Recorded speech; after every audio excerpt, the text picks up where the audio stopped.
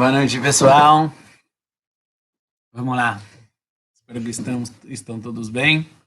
Passamos um Rosh Chodesh. Pode fazer Birkat Eilanot. Vamos agora subir, passar de marcha. Zrat Hashem. Rapidamente a gente vai ter boas notícias. Vamos lá. A gente está aqui no Chafetz Chaim Ilchot Lashon Hara. E agora o Chafetz Chaim traz alguns exemplos de proibições, de situações que é proibido no Lashon Hara, mesmo que a gente poderia pensar que não é tão grave. Vem o Chafetz Chaim e fala, é muito grave. Por favor. Por exemplo,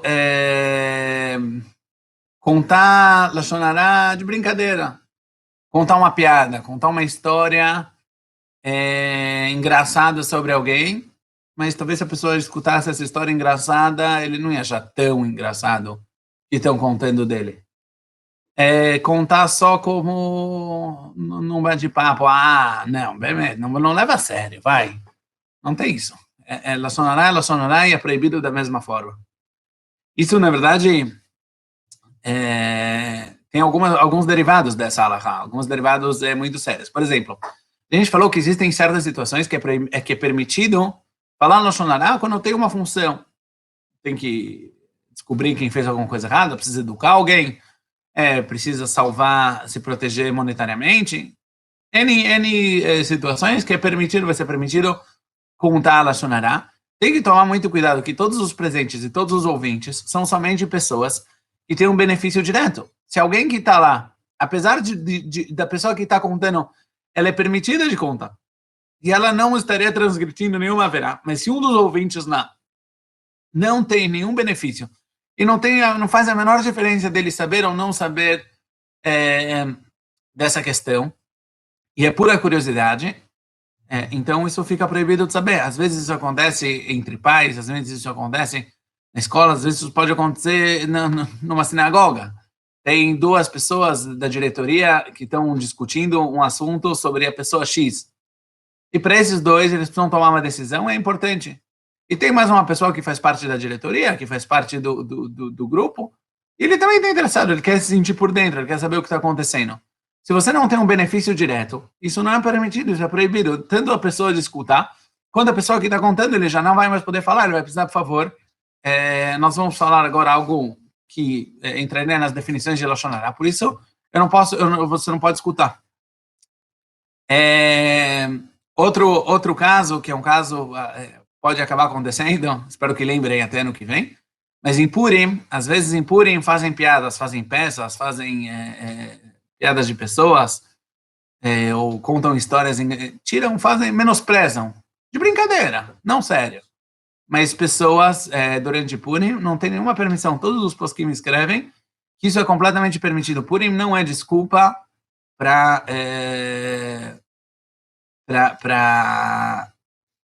não cumprir as halachot, para não cumprir a Torá. Aliás, tem que lembrar que o corona também não é desculpa para não cumprir as halachot. Isso é importante saber. Seja a halachot de Lashon Hara, mesmo que às vezes os nervos estão um pouco à flor da pele, a gente está cansado. Isso não nos permite transgredir Lashon Hara. E estamos aqui, tocamos no assunto de forma geral, tem que tomar muito cuidado, eu já falei isso em outro shiur, eu volto, eu repito. O corona, mesmo com todas as dificuldades que ele apresenta, a situação, o fato da gente estar preso em casa, realmente apresentam várias questões que não são simples, e Baruch Hashem, existem Gedolei Israel que precisam lidar, e que eles com certeza lidam e definem a halakha nos devidos casos, e eles têm que tomar as decisões, mas nenhuma dessas situações é desculpa. A Torá não deixou de ser Torá, os Hagim não deixaram de ser Hagim, e o Shabbat não deixou de ser Shabbat por causa da nossa situação. Se tem perguntas que são ligadas a Pikuach Nefesh, a gente vai lidar com perguntas que são ligadas a Pikuach Nefesh, mas de jeito nenhum não podemos falar Lashon Hara da Torá. O que a Torá proibiu, a Torá proibiu. O que a Torá permitiu, a Torá permitiu. E nós só temos uma fonte para receber de verdade o que a Torá fala que pode ou que não pode, que são os Talmidei Chachamim, são Gedolei Israel, que são os grandes rabinos de cada geração, e eles, e só eles, têm a autoridade de definir a halakha para o povo judeu. E nós respeitamos as opiniões de cada um, mas nesse assunto, como em todos os outros assuntos, tem que ter muita responsabilidade e temos que estar ligados com os experts. Então, isso foi um parênteses. Vamos voltar para Ilhot Shmirat HaLashon. Tem quem escreve, isso já é uma rumra, mas tem quem escreve, e se uma pessoa pensou em voz alta, às vezes acontece que a pessoa pensa em voz alta, mal de outro, e alguém escutou, ele é considerado, não sei se é Lashon Hara mamash, mas ele é considerado um posheá, ele é considerado alguém que foi negligente frente ao estudo, à proibição de Lashon Hara.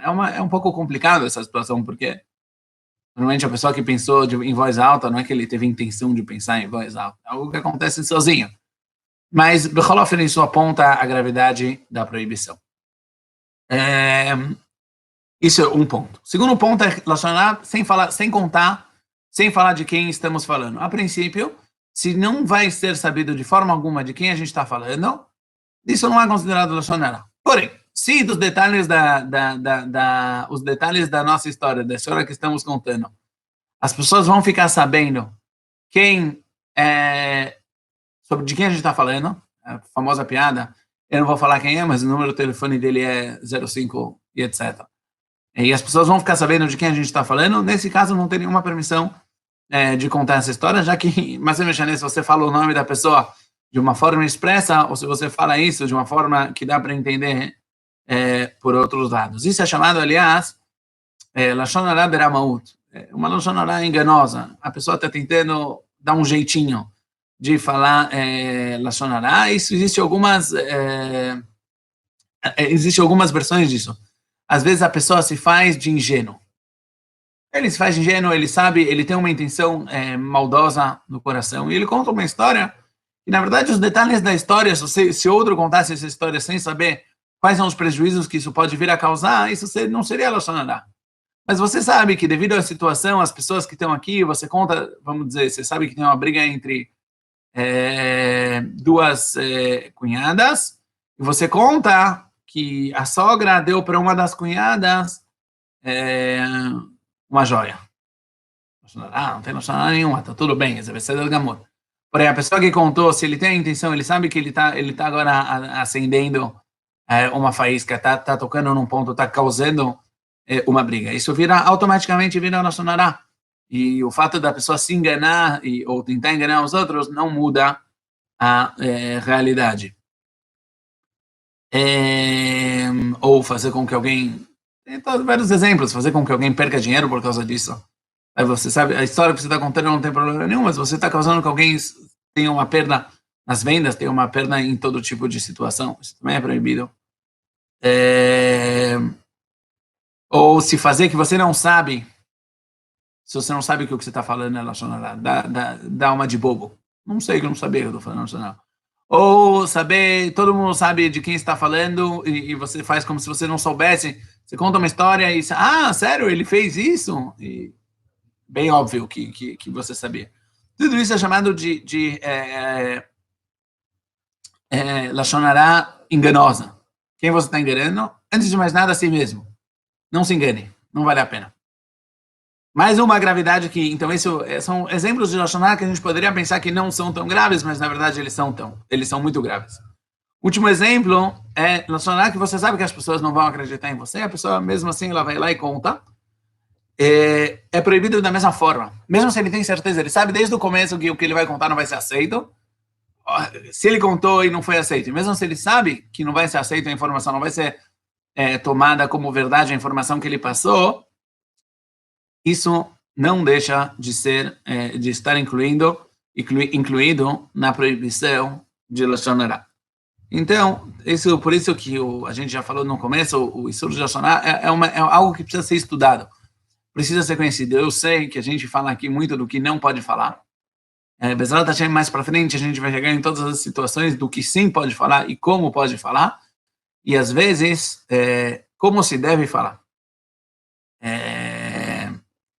Tem um voto muito famoso do Gaon de Vilna. A gente sabe que na Torá aparecem 2 vezes a proibição de não matar. Lotirtzach. Essa proibição de Lotirtzach, ela aparece nos 10 mandamentos, em Aseret HaDibrot.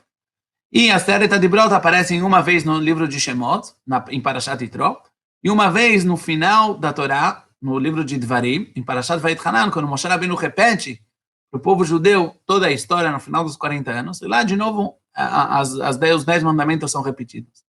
Aponta o Gaon de Vilna que na palavra Lotirtzach, de Parashat Shemot, e na palavra Lotirtzach, de Parashat Vayetchanan, nas palavras tem uma pequena diferença.